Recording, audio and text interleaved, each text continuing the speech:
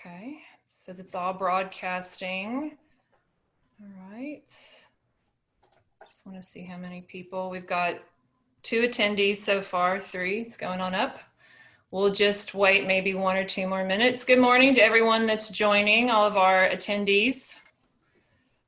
Just give another minute for a few more people. Oh, we got a wave. Thank you.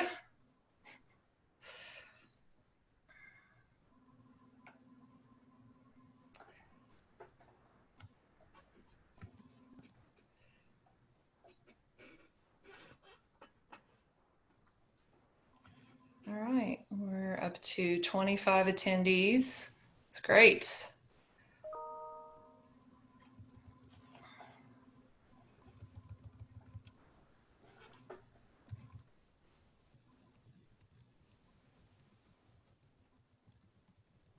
Just want to turn off, let's see, whoops.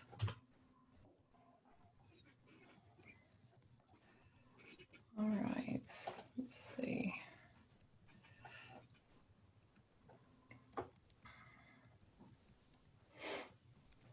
All right, we're up to 30 people. That's great. Glad to see so many people from all over the world joining us today. Just wait about 1 more minute to see if we can get a few more people in.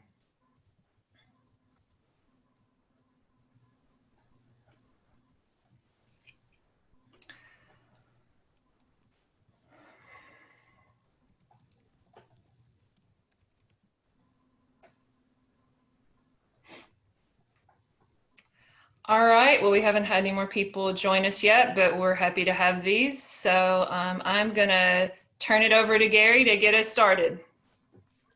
Good morning, everyone. My name is Gary Laruda, and on behalf of West Virginia University, welcome to this international webinar.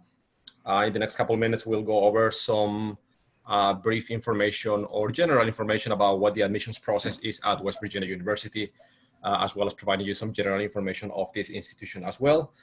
We do have other panelists present today. Hank Oliver from our Office of Global Affairs, Dr. Brady from the Intensive English Program, and Ashley, my colleague, the recruiter for Southeast Asia, Africa. Next slide, please. Well, there we go. All right, so this is the agenda for today. We'll go over, as I stated, over some information about what the university is like, housing, scholarships and financial options, admissions requirements, and the process itself, the intensive English program, for which we have representatives present today, the Office of Global Affairs, for which we have a panelist present today as well. We'll go over some wrap-up remarks, and we'll be able to address any questions that you may have at the end. I will ask that if you may have any questions at any given point throughout the presentation, to please write your questions on the chat box available. We will not be able to address the questions right away. However, we'll be more than happy to address them at the end of the presentation during a Q&A session. All right, so location. Where is West Virginia University located? We are on the East Coast of the United States, roughly about 3 hours from Washington, D.C., 6 hours to New York City, and about 2.5 hours to Miami by plane. We are located in the beautiful state of West Virginia, which is highlighted in blue in the map that you have in front of you. So West Virginia University is statewide. And what we mean by that is the university itself has several campuses throughout the state of West Virginia. The main one being the Morgantown, where we are at this point, the Beckley campus and the Kaiser campus. They all make part of the WVU network. And we have a total enrollment for that reason of over 30,000 students, all campuses combined. However, again, the main campus is the Morgantown one, where we offer not only the majority of the majors that we have available and where our intensive English program is located, but also where we have the majority of our students. West Virginia University is classified as an R1 institution. R1 is the highest classification that any higher education institution may be granted in the United States. This means that we have intensified research activity within our campus with significant impactful results. This translates into a variety of research opportunities to our students joining our campus, not only at the graduate level, but also at the undergraduate level as well. Athletics is a huge part of the identity of the university. West Virginia University is a Division I school. We make part of the Big 12. And for that reason, we have several events available to our students.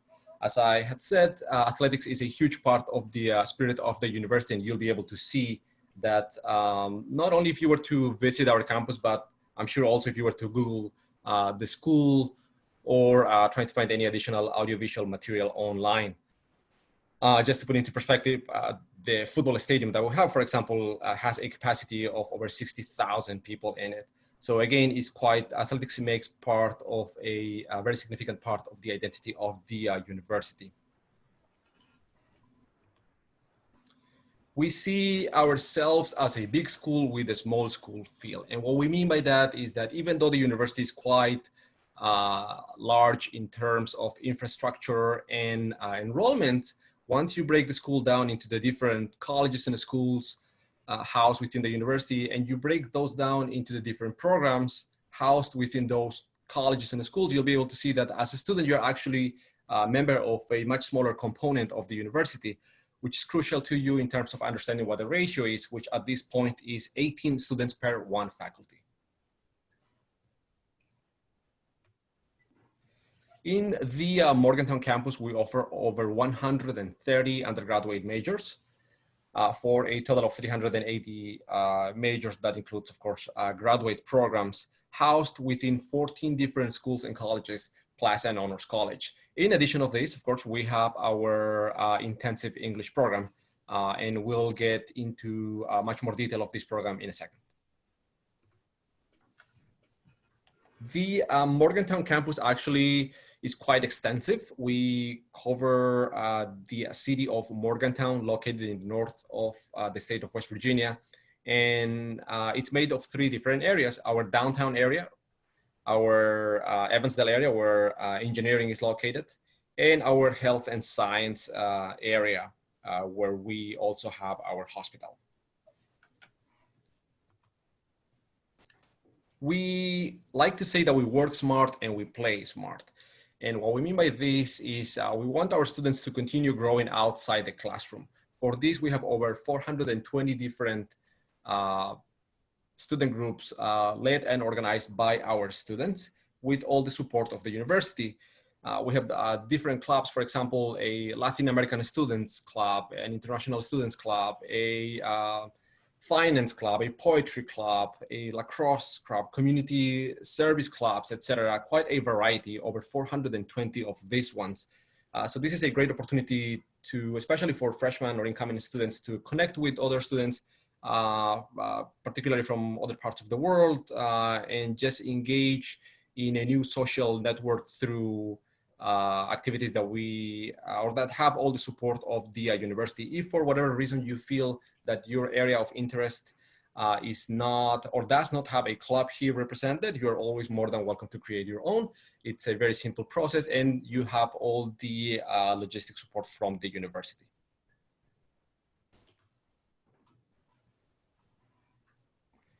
We want our students to dream big. And for this, we have two very interesting tools available to our students. One would be our study abroad programs. We have over 50 different study abroad programs through which a student, by being part of West Virginia University, may be able to visit and continue their education at a different location. Again, over 50 programs of this one, of course, due to certain restrictions ongoing worldwide as a result of the impact of COVID-19. This is subject to to how this restriction may be affecting certain things, not only here in the US, but also in your home countries. So we do have these programs. However, of course, for the time being, these ones are subject to regulations being in place always looking after the safety and health of everyone. The second tool that we have available is Career Fair. Every year, West Virginia University brings over 600 different companies to our campus. The idea is that by bringing these companies to our campus, our students may have a forum or a space to interact with these companies and hopefully be able to secure some sort of internship or a job opportunity that later on may translate into a job offer. These are two great tools that I would highly suggest anyone that comes to our campus to make use of. Hi, everyone. My name is Ashley Given. I'm, as Gary said, one of the other international recruiters here. So I'm just going to give you a little bit of information. So as a first-time freshman, you are required to live on campus, but we have tons of housing options. On WVU's campus, we have 12 different residence halls. And residence halls are a great way to make new friends. They're very close to a lot of your classrooms. As you can see in that bottom right photo, pretty much every residence hall has a small dining hall in there, so you don't always have to go out for every meal. You'll have an option to eat in the same building. And there's lobbies where you can study with other people, socialize. We do have a great virtual tour on our website. We'll have some resources at the end where you can see that. But the great thing about the virtual tour is that we recently updated it, so you can visit inside of every hall and actually see what the room is like, and so you can kind of envision yourself staying there. So we have private rooms, which are obviously going to be more expensive. Typically, you'll live with one roommate, but there's lots of different options. Sometimes you might have two adjoining rooms that share one bathroom, or a lot of other different ways. But living on campus is a great way to expand your social network. We also have what's called Living Learning Communities, LLCs. So some of those are based on what you're studying. We have engineering and business communities. We also have a global learning community, which encourages American students to live with international students.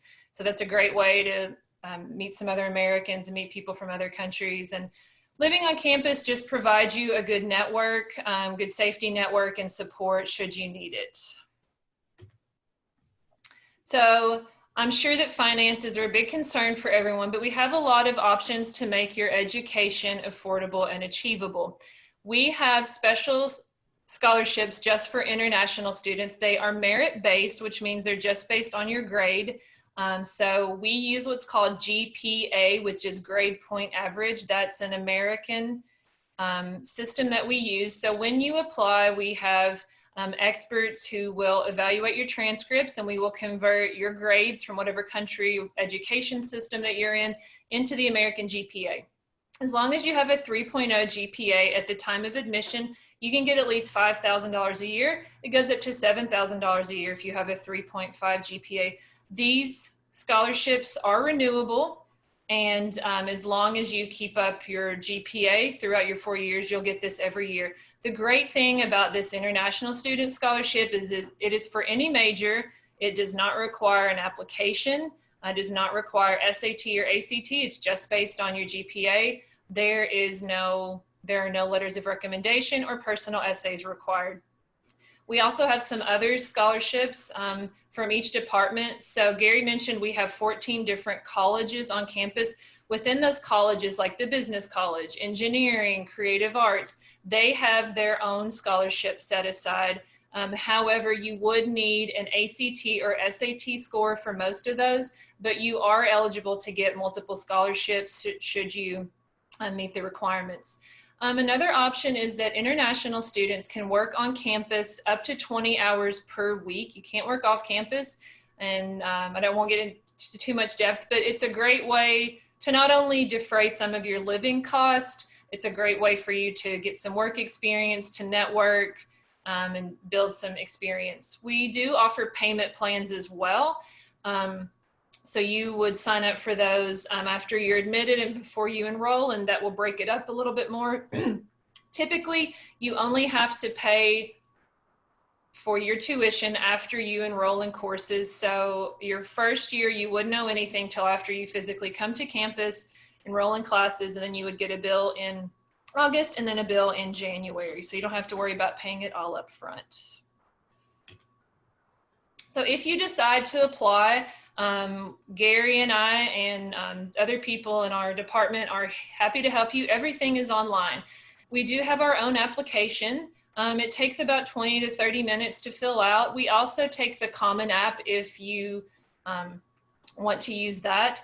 We will need your transcript. We can take unofficial transcripts for admission only. That means you can take a scan of your transcripts and just email it to us. But eventually, if you are admitted and you enroll in classes, once you come to campus, we would need a hard copy of your official transcript. One great thing about WVU is international students are not required to submit ACT or SAT scores for admission. We definitely can. As like I said earlier, it could increase your chances of getting a departmental scholarship. We can also use it for English proficiency. However, if you don't take those tests, don't worry. We have a lot of different tests that we take, and we can go over those details later. But we're also taking Duolingo now, which you can take at home, and it's also an affordable way to test your English language skills. Now I'm going to hand it over to Brittany. Hi, everybody. My name's Brittany. I'm an instructor at the Intensive English program. So speaking of English skills and testing your English skills, we're going to talk a little bit about our ESL program at West Virginia University. So first, let's talk about the courses. We have two different kinds of courses at the Intensive English program. We call the program the IEP. So we have two different kinds of courses, core classes and integrated skills classes. Core classes focus on building a specific skill, and integrated skills classes put all the skills together and study an interesting topic at the same time. So our core classes are grammar, reading, writing, vocabulary, and communication skills. Our integrated skills classes change depending on the semester. So in the fall, we offer American culture, English for STEM, which is science, technology, engineering, and math. We also offer professional English. In the spring, we offer pronunciation, English through technology, and university skills. And in the summer semesters, we offer community engagement and world cultures. We also have different skill levels at the IEP, so there's no minimum English requirement to study with us at the Intensive English program. We have 4 skill levels from beginner to advanced. And so when you want to study with us, you'll need to submit a score so that we can place you in your level. You can submit a score from several different tests, the ITP TOEFL, the IBT TOEFL, the IELTS, the Pearson Test of English, or the Duolingo test to let us know where you need to start with us. And this is just a chart to give you kind of an idea where your score might place you in one of our 4 levels. All right, so I just want to take a minute and talk a little bit about our extracurricular activities. So we have a lot of activities beyond just courses. This summer, we're actually offering all of our courses online, and there will be online options available to everyone in the fall as well. So I thought I would talk a little bit about what activities are available through our online program this summer. We have Conversation Partners, which matches our IEP students with a student at the university, an American student, to practice conversation, to share culture, and to learn more so that you'll have a friend at the university. We're also offering tutoring through a study hall. We have a group called the English Challenge, where you can work with teachers and students to set more study goals and achieve those goals. We have something called the Social Media Club, where students, that's what the picture is from actually, where students use English to produce YouTube videos and podcasts. And then we have another club for our online courses called Here and There Tours, where students and teachers can share videos, pictures, and have conversation about their hometowns and where they are located around the world. So there are a lot of ways to keep practicing English even beyond our classes. And so I'll talk just a little bit as well about the classes beyond, not classes, sorry.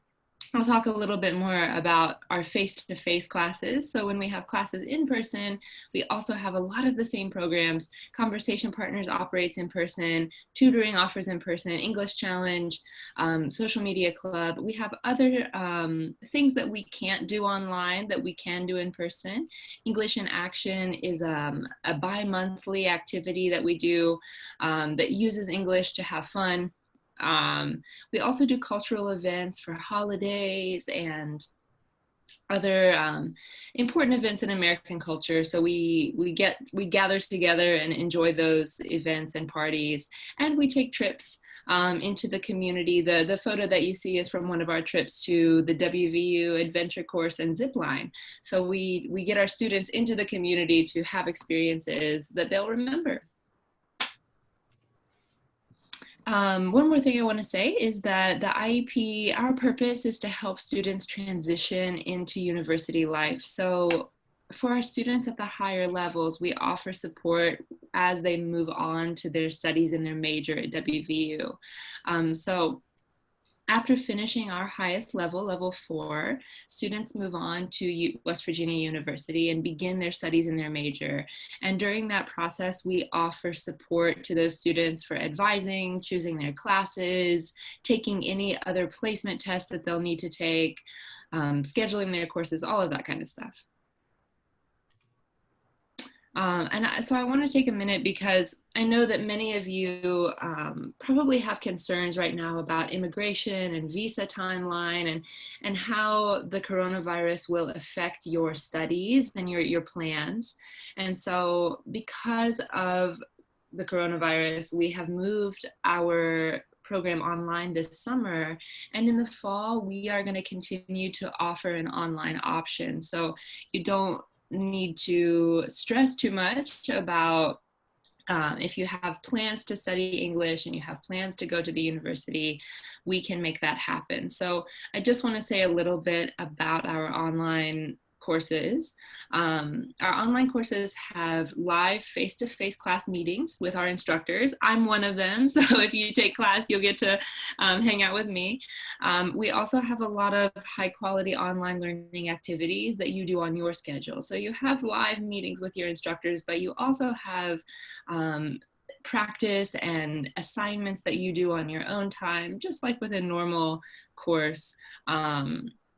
So if time zone is a factor, there are a lot of there's flexibility for you there. And then our online classes are a way for you to keep preparing for your university studies, even if you're staying at home. So I want to say a couple things about price. We have 2 options for study at the IEP. Students can study as full-time students and take our full schedule of courses, or part-time students. For full-time studies, the price is $6,144 for a semester for full-time students. And then for part-time students, it depends on how many courses you decide to take. And then how to apply. So to apply, you go to iep.wvu.edu/apply. A few documents will be required from you. You'll need a color passport bio page, so the passport page that has your photo. You'll need financial documents to show that you can pay for school. And if you have a sponsorship, so if you have a scholarship from your government or from another program in your country, you'll need to provide information about that. Thanks, guys.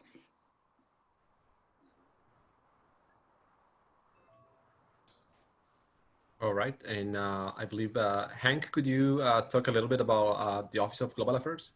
Absolutely. First off, thank you all for having me. My name is Hank Oliver, and I'm the Director for Global Advancement here at WVU, and I work in the Office of Global Affairs. So to provide you a little information about what we do here at WVU, the Office of Global Affairs provides international students with support and services in a one-stop location that helps with your visa, to coming to the United States, to your orientation process, to even helping you during your time here in the US, and even with some job placement afterwards. So we provide support for the international community for acclimation and student success. And then we also help keep you aware of all of the relevant immigration policies and changes to make sure that your time in the US is as enjoyable and easy as possible. One of the other pieces that our office does is that we forge relationships with industries, governments, and WVU's alumni overseas. So whether you're interested in staying and working in the United States after your time here, or if you're interested in returning home, we do have an expansive global network that can help you when it comes time to find a job. Our office also manages education abroad here at WVU. So if you're interested while you're studying abroad to study abroad somewhere else, we can also help you with that. So a little bit about our office. One of the main offices that international students interact with is the International Students and Scholars Services team. This is the team that helps you with the process of getting your I-20 so that you can apply for your F1 student visa. It's a pretty simple process. For us, it's entirely online, so you can really easily and simply take care of it. We'll also provide you with guidance on compliance during your time here in the United States and also assist you with your applications for CPT and OPT. Now, CPT and OPT are really important for international students because these allow you to do work or internship experiences while on your student visa. So you can have on-campus employment, which our office will also help you with, but after you graduate, you can find a job in the US anywhere right now from 12 to 36 months, depending on what your major is. And our office will help you take care of that. We also provide orientation programs for international students, and we provide advocacy services for all international students as well. In my office, we also have sponsored student services. So if there are any students who are sponsored by a government or a corporation, we have a team that helps assist you, especially with those requirements that come from your sponsor. So we provide one point of contact for all of those needs that liaise between WVU and the sponsoring agency. They'll assist with all the academic reporting requirements, help provide any information or letters that need to go to your sponsor, but they also provide guidance and advising on making sure that you meet the sponsor's requirements. Some of the additional services that Office of Global Affairs provides is that we manage the university's international student organizations and clubs, which there are probably about 45 of. We help provide cultural celebrations for all parts of the world on campus. We have National Day celebrations, we have Religious Day celebrations that are attended by the entire campus community. But then we also have a big focus on student success programming. One of our main goals as you transition into the United States is to ensure that you succeed have as much success as you possibly can here at WVU. So we do that by helping connect you with tutoring services, with our intensive English program is a really important piece of that. And then also making sure that you have connections to your colleges and your advisors. We also host a lot of trips and cultural learning. So when you come to study in the US, one of the things we want you to do is enjoy the United States. So we offer trips to New York City, Washington, DC. We're trying to plan trips to Disney. We have a lot of different areas around West Virginia. We have ski trips, all of these different pieces. And then we also, once you do graduate, we manage the alumni network of international students. So WVU has tens of thousands of international alumni all over the world. And those people are available to help you when it's time to enter your career. And we really hope that once you're a Mountaineer, you can become a part of that network as well. And that's it for me. Okay, thank you. Thanks. Okay. Go ahead, Ashley.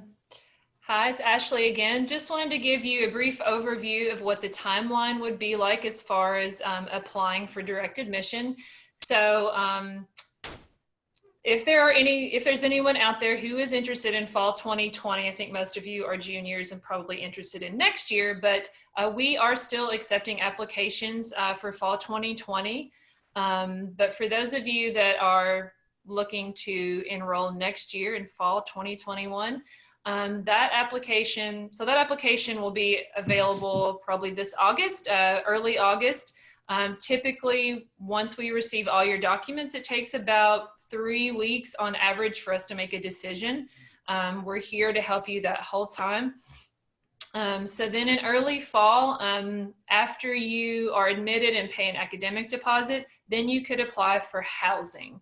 And then for those of you that might be dual citizens or American citizens living abroad, you could start to apply for the FAFSA, which is for federal student aid. And just to clarify, you do have to be an American citizen to qualify for U.S. federal financial aid. And your application process will be a little bit different, but Gary and I and other people in our office are here to help you through that process. Typically around late fall, around late November, early December, we start to send out scholarship notifications. And then in early spring, you would, if you are filling out the FAFSA, if you're a U.S. citizen, you would want to make sure you get that in. We're taking applications typically up to June 1st, and which is much later than a lot of other schools. Some of them have very early deadlines, but we take applications up to June 1st, and typically we need all your documents by July 1st. We do encourage you to apply as early as possible. That way you can just get everything in on time, and that way you'll have plenty of time to get your I-20 and visa. We understand that's a bit uncertain right now, but in general, it's always a good idea to just apply early. And when the time comes and the application opens, Gary and I can provide you with an application fee waiver, which will make the application free. We don't have that yet because we do change it every year, but we can provide that for you later. And then these are just a few resources for you all. This is all of our contact information, and we will send this out afterwards. We're recording this, so we'll send this out to you. And we are all pretty much listed on our website. Gary and I have different profiles on there. You can even sign up for a call with us. Gary and I both do use WhatsApp. If you prefer to just chat on there, you can find us on there with our phone numbers on there. We can also do a Zoom meeting with you if you prefer. We can also just give you an old-fashioned call on your phone. We can also talk to your parents if they prefer. We have a ton of resources. You can do a virtual tour of the university, since it'd be pretty difficult to get here for an in-person one. You can also sign up for doing what we call like a live session with a student tour guide. So you can ask them questions about what it's like to live on campus, and they're very highly trained and love talking to new students. So we have a lot of different resources for you as far as admissions. And we also have Miss Brittany, her contact information there. And then we have the Office of Global Affairs over there as well. All right, so now I'll hand it back over to Gary. So we'll both help out with the questions. Gary, Okay. Can you see the Q&A? Yes, I can see both, actually. Thank Great. you. Could we go back one slide, please, to the contact information? Sure. Okay, thank you. Okay, I'm going to switch to Spanish really quick. We have a couple of questions in Spanish, and then we'll switch back to English. Fernando Valdés, tu pregunta, los cursos de inglés específicamente, los que se dan en verano, ¿en qué fechas comienzan normalmente? Brittany, could you elaborate on the timeline for applying to the IEP? What's the next or upcoming term, please? You mean the deadline for this fall semester? Yes, for the next available term for which students might be able to register. Actually, I think Hank might be able to comment more on the deadline. Hank and Stuart, can you guys give us some information about that? Yeah, definitely. I think what we're going to try and do for, if you're interested in coming to the intensive English program for the fall semester, is we would be looking for a deadline around July 1st. Now, depending, we may be able to be a little flexible about that, but we just have to be sure that for the fall deadline, we have time to get you admitted into the program, but then also make sure that we can get all of the necessary immigration material we need so that we can send you the I-20 so that you can get your visa to come to the United States. So that's the biggest time crunch right there. Stuart, do you sort of, does that mesh with what you're thinking as well? Yes, that's exactly right. Thanks. I guess So July 1. Okay, great. July 1st, although I guess we can add that we're offering the online options because we know that some students may not be able to get their immigration paperwork in time. Okay. Fabricio, para responder tu pregunta entonces, el verano en realidad ya hay una clase de verano que ya está a punto de comenzar. Entonces, la verdad no creo que alcances eso por varios motivos. Sin embargo, para ver cuándo comenzaría el siguiente ciclo, que comienza más o menos 3 o 4 veces durante el año, por favor, en esta página que estamos compartiendo ahora, ves mi email, dice Gary Laruta, o el email de Intensive English Program de Brittany.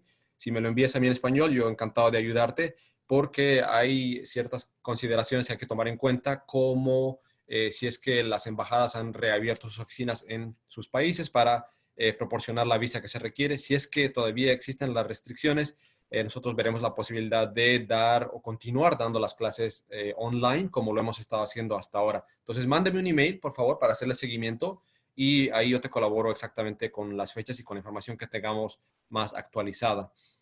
Gary, this yes. is Susan Brady. Our summer session has already started. Correct. So it started this week. I know he was asking about studying in the summer. Yes, that's why we were checking on the next available term. Thank you, though, for the clarification. Let's see. Okay, next question. With the development of the epidemic, have any impact on international students going to school? Is it possible that only the senior students will come to WVU to have GPA scholarship? Is it calculated at the end of the semester, WVU semester? Ashley, would you like to elaborate on this one? So as far as the pandemic is concerned, first want to address that right now the current plans for WVU is to have face-to-face classes on campus. I know that some of you aren't applying yet.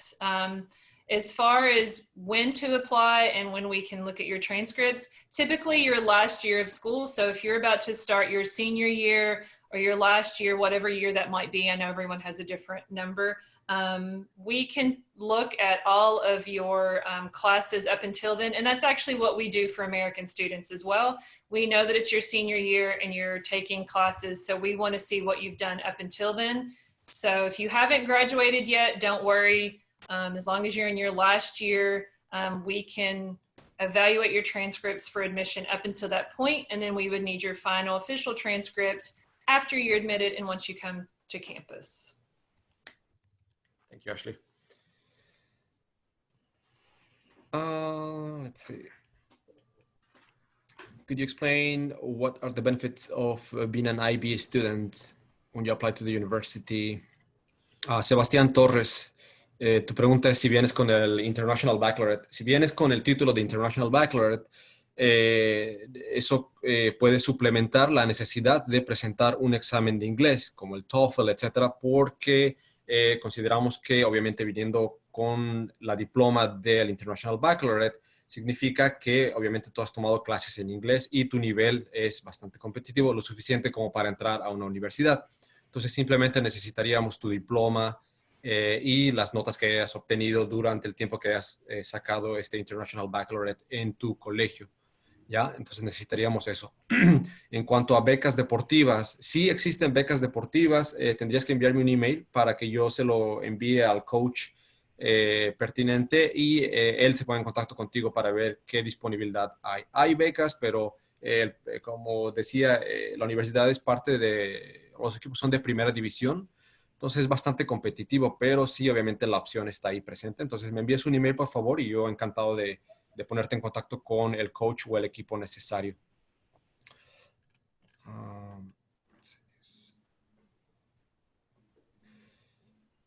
Diana Urday, estoy interesada en comenzar en agosto. ¿Cuándo habría comenzar el programa intensivo de inglés? Diana, si tú quisieras comenzar en agosto,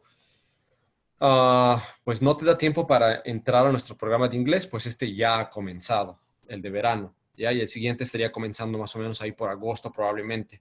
Sería ya al mismo tiempo que estuviera comenzando el semestre. Oh, perdón, tú dices 2021. Oh, ya. Estamos todavía viendo exactamente cuándo va a comenzar el siguiente módulo de inglés, por eso que no tenemos una fecha fija específica. Esto a raíz de las restricciones que hay en varios países con las embajadas y ver si es que nosotros vamos a dar la clase online o vamos a reabrir el campus para las clases de inglés. Si quieres comenzar en agosto del 2021, ya la universidad en sí tienes opciones de tomar las clases de inglés, ya sea este semestre, que comienza más o menos en agosto, o el siguiente semestre que comenzaría ahí por enero o febrero.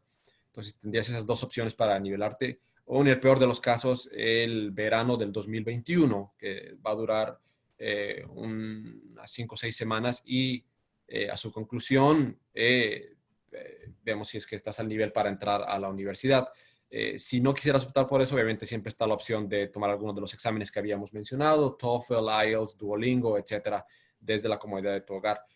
Tal y como les sugerí a todos los demás, si me envían un email, por eso dejé la página ahí, esa es de Gary Laruta, y yo encantado de darles información más específica de eso. También tengo la posibilidad de llamarles por WhatsApp para elaborar en más detalle, ¿ok? Gracias. Gary, can I add something? Yes. If you want to translate this, you can, but if she has access to the table of scores, if she already has a score, she can figure out where she would be in our program and how much time she would need to complete it. Okay, well, is this available on your website? It's in the presentation that we just gave, and I can send you a copy of it as well, but if she already has a score on a test like the TOEFL or Duolingo or any of those, she can tell which level she would place in the IEP. Okay, thank you, Brittany. Let me add something, Gary, that yes. those scores are going to be changing for the next year. So if she's coming in August 2021, then she'd have to check for the changes on the admissions website for the new scores. Okay, thank you, Dr. Brady. Diana, entonces, y para todos también, la información, a medida que, para los que estén interesados en venir el 2021, puede que hayan ciertas variaciones en los requerimientos, ¿ya? Que ustedes ven o que presentamos hoy en los slides que vieron. Entonces, lo más importante, siempre algo que tener en cuenta es que se contacten con nosotros. Por eso que pongo los emails acá disponibles, para chequear siempre con nosotros a ver cuál es la información más reciente que tengamos, si es que efectivamente hubieran ocurrido algún tipo de cambios, ¿ya? Next question. Ansul Ajay. Other than our GPA score, is there anything else that we should provide for the application? Ashley, can you elaborate, please? We will need some sort of English language proficiency, and there's a lot of different ways. If you are, I know there's a lot of schools in the former British colonies, like in India, and maybe Pakistan and some places in South and Southeast Asia. If you went to a school that has the IGCSE, that has the Cambridge curriculum, as long as you have achieved certain levels and you're graduating from there and you have proof of that, then we can use that as your English language. But basically, we just need your transcripts. You need to have at least a 2.5 GPA to be admissible, and then English language proficiency. And we can also take your IB diploma in lieu of other test scores. Thank you. Manuel Oropesa, I have a similar question. Is there complete financial aid for the English program, for the IEP? Brittany, could you elaborate, please?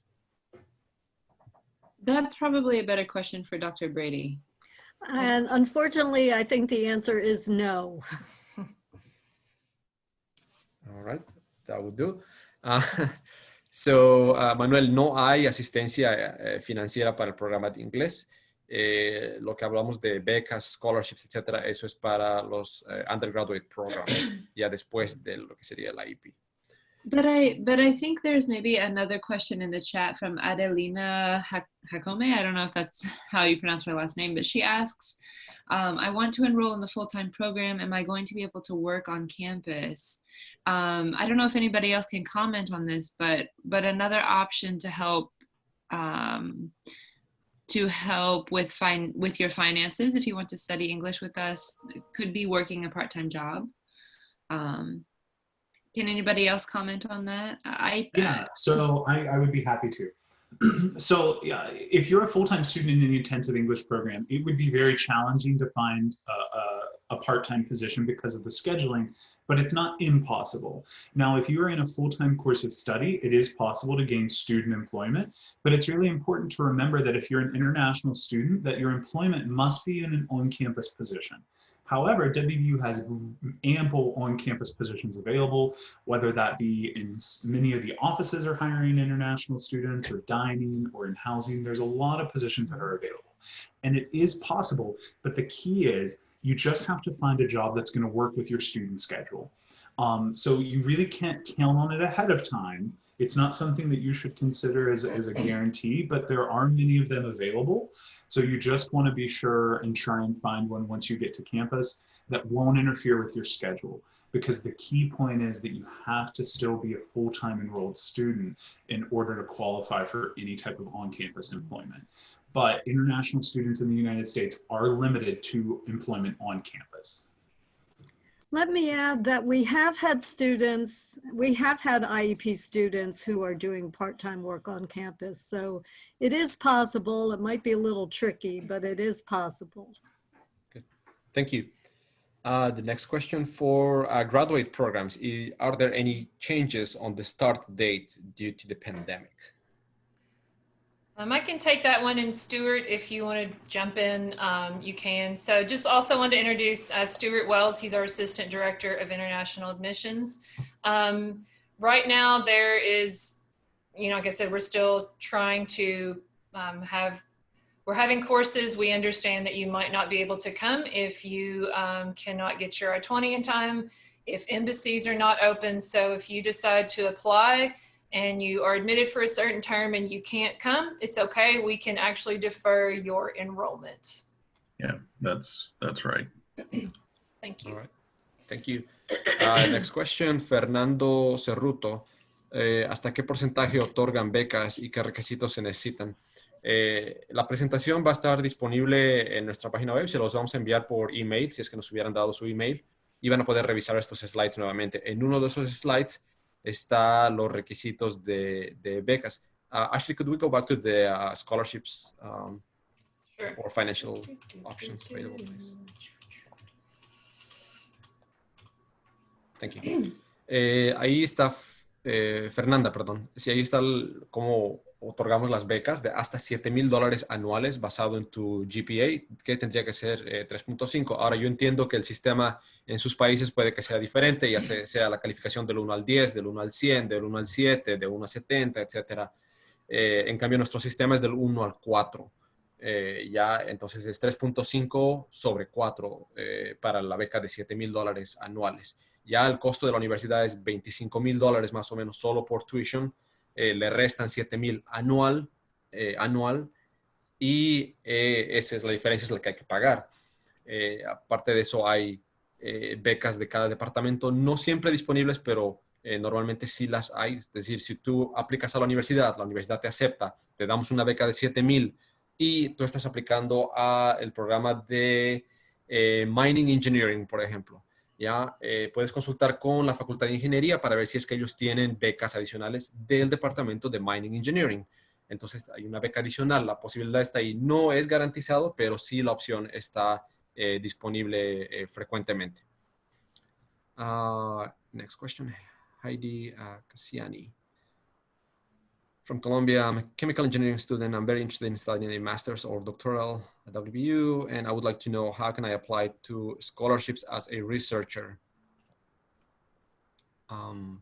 Ashley, would you like to take this one? Sorry, can you repeat the question? Someone's interested in mining.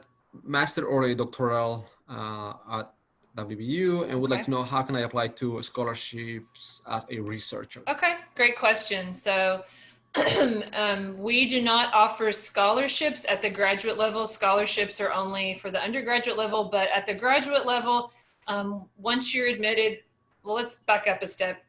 Once you find a program you're interested in, we always recommend that you reach out to that, specific academic department that you're interested in doing your research in.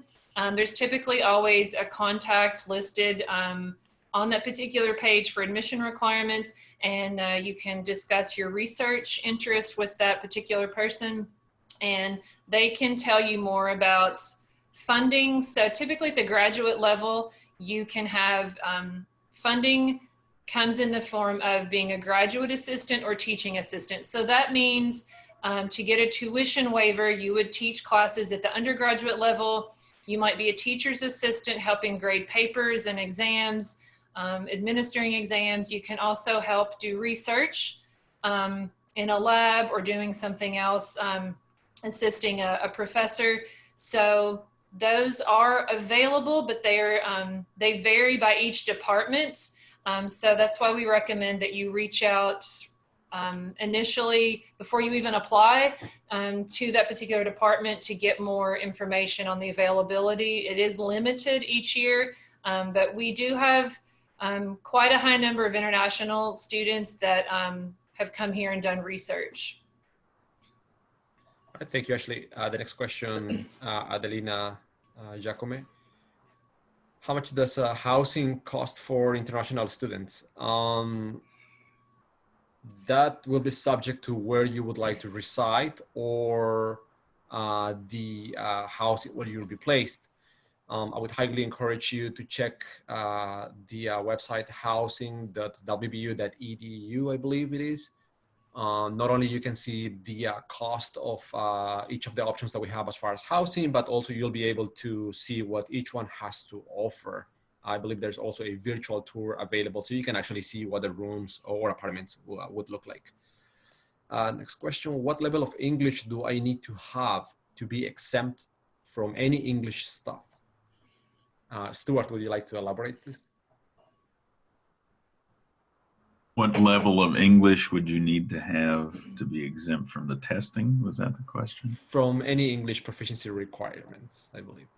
Well, only those whose native language is English, that is language that they grew up speaking in their home. If you have a bachelor's degree from a U.S. university, or if you have a high school diploma from you attended and graduated a U.S. high school, but then you would be subject to taking SAT or ACT exams if you went to a U.S. high school. So it's basically native speakers of English. As we make that determination, you would not have to take an English proficiency test. Or if you're a U.S. high school graduate or U.S. bachelor's degree holder. Other than that, you'd have to take an English proficiency exam of some kind. Great. Thank you. Sorry to interrupt. Could we just, in case she's asking about the minimum English proficiency requirements, I think that may be more what the question is about. Yeah, I think so too, Brittany. So what TOEFL score do you need to get into university? What IELTS score do you need? I think maybe could we just address that one more time?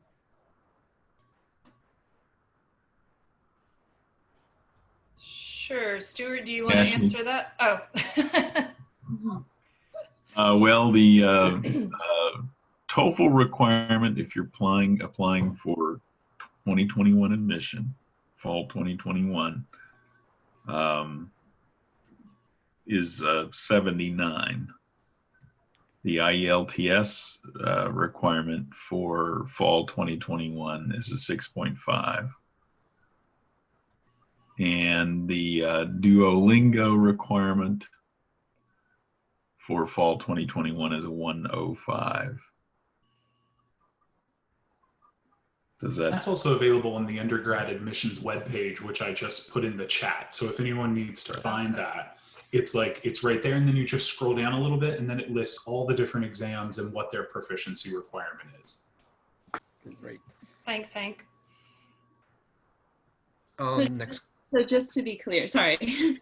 So just to be clear, if your score on TOEFL or IELTS or Duolingo is lower than that requirement, then you'll need to study for a while with us at the intensive English program. Thank you, everyone. Next question, Redmi. May I know if there is a program for a master's degree and how much time does it take? How many months? If so, when should I apply? We do offer graduate programs at a master's level and a PhD. Typically, a master's would take about 2 years, and a PhD, of course, a bit longer than that. Highly encourage you to check our resources online, particularly of the program of your interest, to see, to get a better idea of what the timeline might be in that regard. Next question. Good morning. I was wondering if there is a program, master's, where I could teach Spanish in order to help me pay for tuition, or any other program that would match my skills. Ashley, would you like to take this one? Excuse me. So we do have some master's degree in education. We have a whole College of Education and Human Services.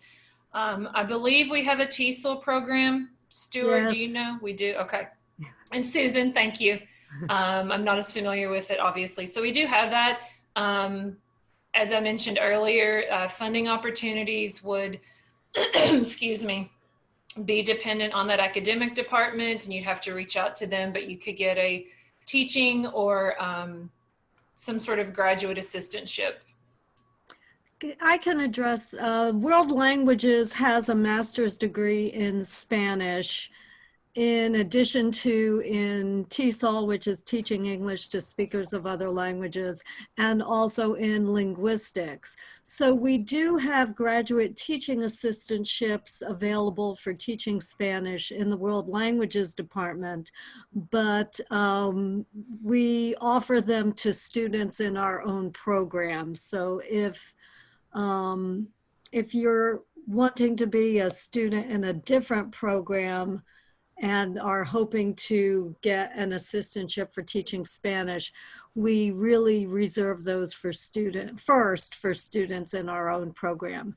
And just to clarify, the intensive English program is part of the Department of World Languages, Literatures, and Linguistics. Perfect. Thank you, Dr. Brady. Next question, David Verástegui. I would like to know more about online classes and the cost. David, a ver, tú, en estos momentos, obviamente por las restricciones que hay de coronavirus, etcétera, sí estamos ofreciendo clases online, obviamente porque el campus no está abierto. Estamos analizando la opción de ver si es que estas clases o esta modalidad de clases online seguirá durante este semestre que viene. Sin embargo, y si estamos hablando ya de lo que es el 2021, pues yo anticipo, y no te lo garantizo, que el campus ya va a estar totalmente reabierto y todo va a volver a la normalidad. Entonces, ahí las clases online para graduarte o para tomar un programa completo online, pues no estarían disponibles. Sí, efectivamente tenemos una que otra clase online, eso es correcto, pero no todo un programa en sí. Entonces, tú no podrías venir el 2021 con la expectativa de tomar 4 años de clases online para graduarte. Las clases sí, algunas estarían disponibles, pero no el programa completo para obtener la diploma de eso. Can I interrupt? Yes, go ahead. But maybe Gary, you could translate this if you want to, but if his question, David, if your question is addressing online English classes, if you're wanting to start in this fall with us, and you are not able to arrive on campus, there will be an option for you to study online from your own country. Thank you, Brittany. Sí, David, me dicen que si lo que te interesa es el programa de inglés. El programa de inglés sí va a estar disponible online este otoño. ¿Ya? Entonces, por favor, te sugeriría que te refieras al slide donde están los emails de contactos, y si lo que te interesa es el programa de inglés, pues entonces escribas un email o te comuniques con alguien de ese programa, o si lo que te interesa es un programa académico, te comuniques con mi persona, Gary Larut. Next question, Manuel Oropesa. ¿Existe alguna financiación completa para el programa de inglés? No existe una beca completa, por así decirlo, para el programa de inglés. Brittany, the question is if we have sort of like full financial support or scholarship, full No. ride for the IP, which is... We do not. Some of our students receive scholarships from their governments or from their embassies, but we don't provide funding. Oh, that's a great remark. For everyone, highly suggested to check with your local authorities or any educational centers that you may know of to see if they have any incentives or any scholarships for anyone trying to study either English or any given program outside of your country. That's another way of looking into additional scholarships or financial support available. I just want to jump in there. Typically, Education USA, which some of you might be familiar with, that's a branch of the U.S. State Department. So your local U.S. embassy or consulate typically has some resources on their pages for scholarships. There's also a lot of large companies and corporations and international organizations that do offer scholarships. You just have to put a little extra time into researching those. All right, thank you. Next question, what's the minimum GPA for admission? Ashley, could you? Yeah, so minimum GPA for undergraduate direct for academics is 2.5 GPA. Thank you. If I have a part-time job, can I afford the intensive English program? Elías Ortega. A ver, Elías, si tu pregunta es si puedes, o sea, si con ese trabajo part-time vas a poder ganar suficiente dinero para pagar el programa intensivo de inglés, la respuesta es no. Solo se te permite trabajar, para empezar, solo se te permite trabajar hasta 20 horas. Por cómo está designada la currícula del programa de inglés, es poco, se te hace un poco difícil poder incluso llegar a trabajar las 20 horas a la semana. Y aún así, llegando a trabajar las 20 horas a la semana, no llegarías a sumar o acumular ese monto necesario como para pagar el programa de inglés, si es que eso es lo que a eso te refieres con tu pregunta. Si a lo que te refieres es en términos de tiempo, de disponibilidad de tiempo, sí, como Dr. Brady decía, hay estudiantes que sí, de una manera u otra han podido llevar a cabo sus clases del curso intensivo de inglés a la par de tener un trabajo part-time dentro del campus. Gary, Yes. this is Dr. Brady again. I believe they can set up a payment plan, and somebody else can probably speak to that. But there are the financial guarantees that they need to meet, but there are payment plans so they don't have to pay it all at one time. Is that correct? Somebody jump in? Yeah, that is correct, Dr. Brady. Students are able to set up a payment plan once they're here in the United States through our Office of Student Accounts at the Mountaineer Hub. But the key is that you have to, in order to get the visa to come into the United States, you have to be able to show enough funds up front to pay for your program. So that's why we recommend not really counting on student employment as a means to be able to pay for the program, but as a way to help provide you with some additional income while you're in the United States. But to actually pay for your studies, you really need to be able to have those funds available because the US government is going to ask for those when you go to apply for your visa. They're not going to take the money. They're just going to want to see a bank statement to see that it exists. And Gary, you may want to translate that. Yes. Sí, una cosa que a tomar en consideración. Para obtener la visa se requiere que ustedes se les otorgue un documento llamado I-20. Ya para la emisión de este documento de I-20 es necesario que ustedes o quien vaya a pagar por su pensión o matriculación de la universidad, ya sea del programa intensivo de inglés o del programa de la universidad, demuestre solvencia económica. ¿Ya? Esto no es un requerimiento en sí de la universidad, de West Virginia University, sino ya son regulaciones federales para poder otorgar lo que es la visa o el I-20 requerido. Por tanto, si bien uno quisiera tal vez tomar la opción de estar sujeto a algún trabajo, alguna fuente laboral acá que le permita trabajar y hacer un plan de pagos con la universidad, antes de siquiera haber llegado al país, uno debe de poder demostrar que uno tiene la solvencia económica como para pagar eso. Porque el trabajo, como decía Hank, no es garantizado acá. Ya, entonces se requiere que uno tenga esa responsabilidad financiera de poder mostrar solvencia económica antes de venir. para poder satisfacer los requerimientos de migración para la emisión de todos los, documentos pertinentes.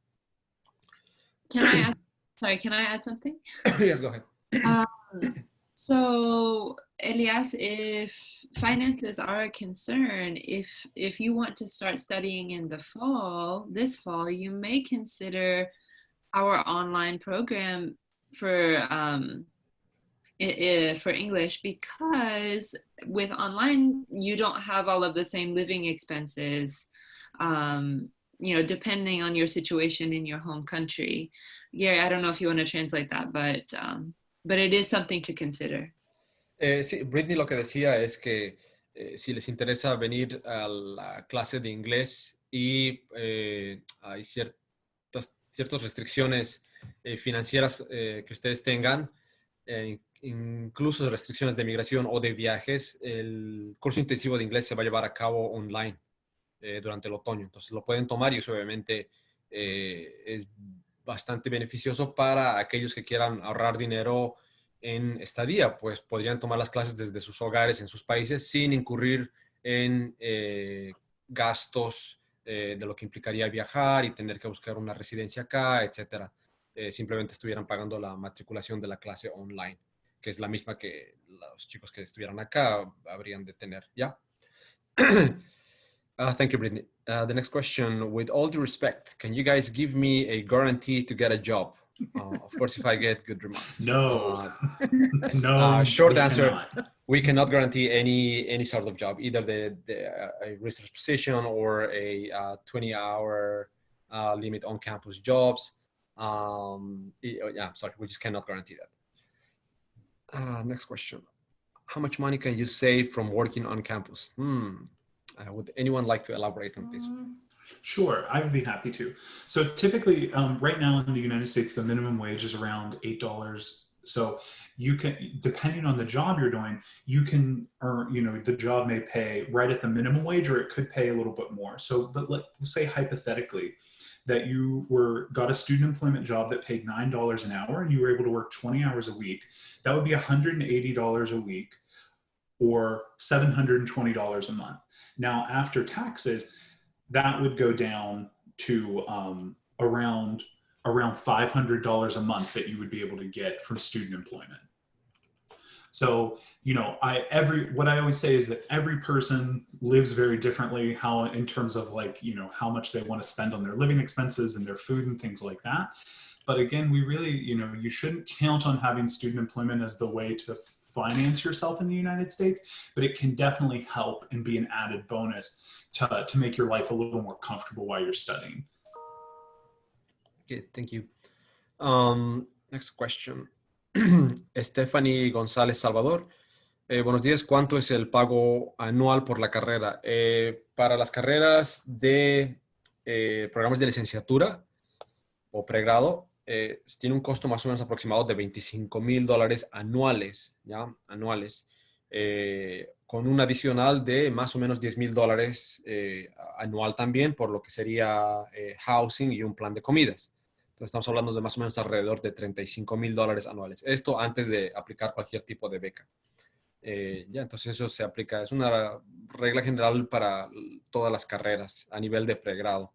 Va a haber obviamente variaciones, pero en líneas generales es eso, $25,000 anual más un adicional de $10,000 anual. Next question, Sebastián Torres Torrija. Do you have cumulative scholarships? Ashley? What type of scholarships? Cumulative. I think his question is if we can use different sources as far as the scholarships, or is there a restriction? So, excuse me. As far as scholarships from the university, we have we call it stacking scholarships. So you can get the screen's still up there. The International Student Merit-Based Scholarship. So you could get one of these, and then let's say you also take the ACT or SAT and you score really well, and you get into the College of Business. As long as you applied early enough and the funds were still available from that department, you could also get a scholarship from there. So I've seen some students get up to $12,000 for those that went to school outside the US. So sometimes students get almost 50% off, but those are multiple scholarships right there. So that's just for your initial year that you would get those. I mean, that's just one type of scholarship. So those are renewable each year as long as you keep your GPA up. Now, what I often tell students that contact me about their financial concerns is after you enroll, you will start working with what's called an academic advisor. Excuse me. Now, an academic advisor is someone you're going to meet with every semester. They're going to guide you through a degree plan, what courses you need to register for to make sure you're on track. We recommend that you always talk to your academic advisor and ask if there are any scholarship opportunities available for current students. So maybe your freshman year, you can see if there's some extra scholarships. Sometimes there's some honors society for certain business, things like that. So all you have to do sometimes is, submit a personal essay and apply, and you could probably get an additional scholarship after your freshman year as well. So you just got to put a little bit of work into it and ask around and be assertive about it. But there's definitely ways to get more scholarships after you've arrived. Thank you, Ashley. Next question, Gustavo Blanco. It's Gus from Bolivia. Are there any possibilities to get a full scholarship or the maximum aid is only 7,000? Hola, Gus. Yo también soy de Bolivia. Saludos por allá. Las becas que tenemos de la universidad a nivel institucional son hasta $7,000 anuales. Ese es el tope de lo que te podemos ofrecer ahora. Encima de eso, sin embargo, como mencionaba, existe la posibilidad de que el departamento de tu interés tenga becas adicionales a eso. Ya sea la Facultad de Ingeniería, la Facultad de Negocios, etcétera. Ya habría que ver directamente con ellos, con el programa en sí, si es que ellos tienen becas disponibles adicional a los 7,000 que la universidad te podría dar, dado que, o entendiendo que, o asumiendo que tu GPA sea de por lo menos un 3.5. Next question, Stephanie González. ¿Cuánto tiempo de anticipo tengo que hacer la admisión de la primera?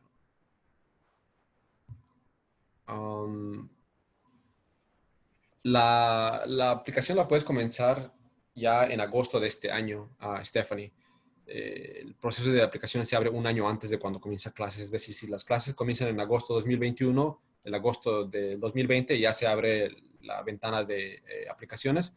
Te sugiero mucho que te contactes conmigo antes de hacerlo para que yo te pueda guiar exactamente con todo el proceso de aplicación para ese entonces. ¿ya? Entonces, la primera semana de agosto de este año, si te pudieras contactar conmigo, mi email está ahí, como decía.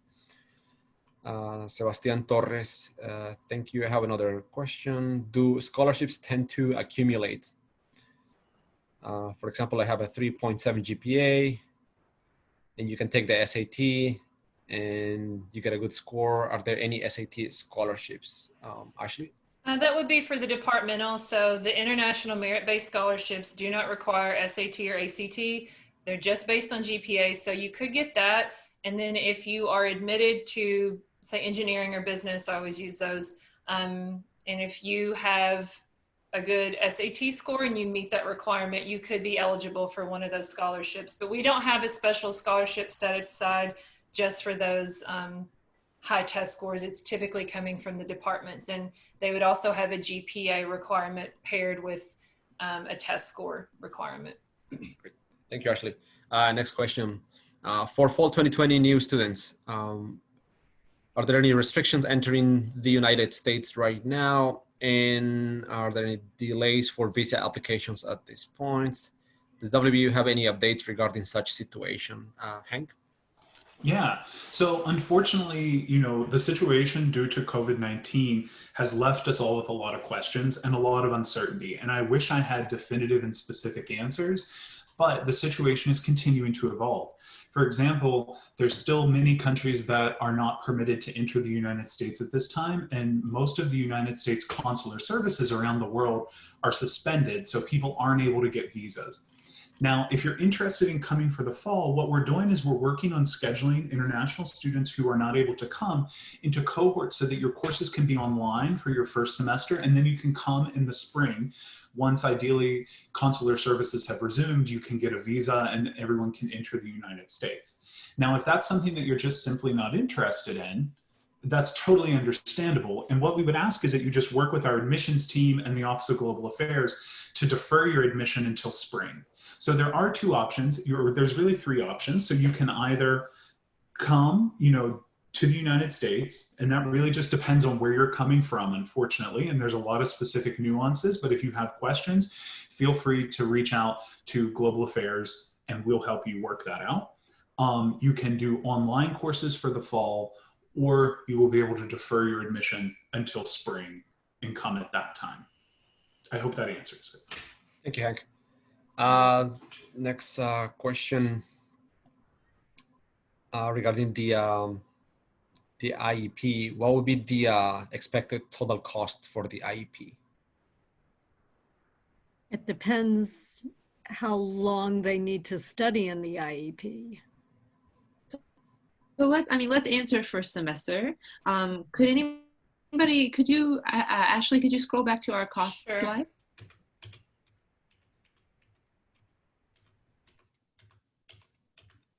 Oh. Thank you. Yeah, so our tuition is $6,144. And then your other expenses will depend on where you are. So if you are studying with us here on campus, you'll have living expenses for maintaining an apartment here, and just all those living expenses, travel expenses. Mm-hmm. If you're studying with us online, you won't have those expenses. Does anybody else have anything to add? There are also university fees, and that's available on our website. I don't know off the top of my head what the fees are this semester. That's a great point. Thanks, Dr. Brady. So on the IEP website, which is just iep.wvu.edu, there is more details about pricing. We give you an estimate of, if you come here on campus, how much you might expect to pay for an apartment, and more information about pricing details. I'll find it, put it in the chat. The $6,144 includes all university fees. So the only additional cost would be your health insurance and your room and board. Okay, thanks. Perfect. Yeah. Thank you. A ver, para los que les explico bien, para los que hablan español, del programa intensivo de inglés, el costo es más o menos de $6,144 por tiempo completo, ¿ya? Eso ya incluye ciertos tipos de costos de la universidad adicionales. Esto no incluye costos de vivienda y de comida, que si ustedes fueran a tomar clases online, obviamente no habría necesidad de incurrir en tales costos. Y si quisieran más información, dependiendo cuánto más o menos estiman estar en el programa de inglés, etcétera, pueden sentirse en libertad de contactarme a mí o a alguien del programa de inglés. Okay. Gracias.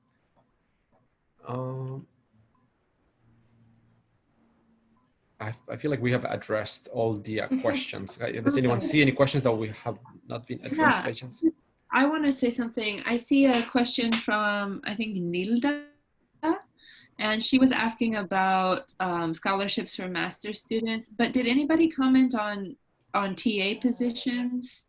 Yeah, I did a little bit. So scholarships are just for undergraduates. If you are a graduate student, you could potentially qualify to be a teaching assistant, graduate assistant, some sort of research assistant, but that is available.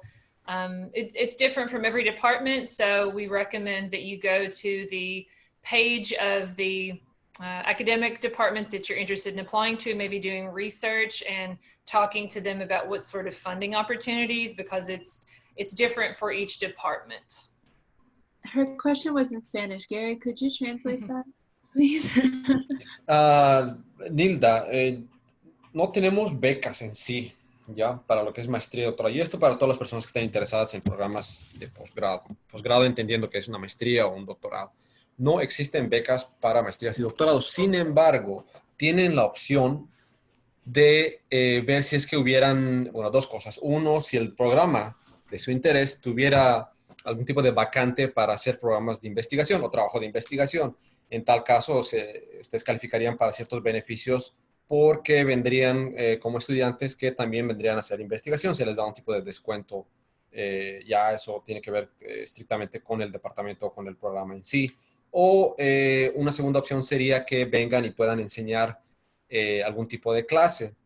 Por ejemplo, hay estudiantes que vienen a hacer una maestría en el departamento de español y se les da la opción, no garantizada obviamente, de poder enseñar algunas clases de español.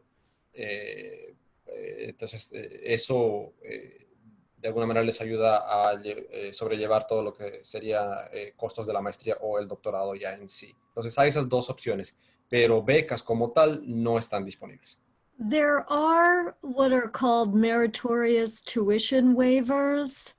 So if you're not a graduate teaching assistantship or a graduate research assistant, there are what's called meritorious tuition waivers that you can apply for.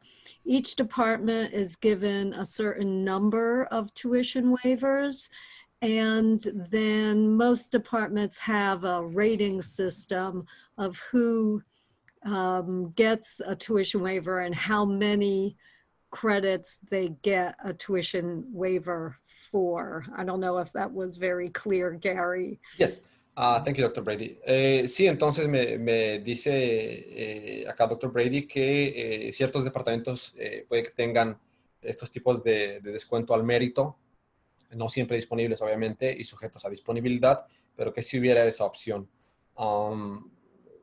Como estos son temas bastante específicos, siempre tienen que ser tratados por los departamentos en sí o por los programas directamente.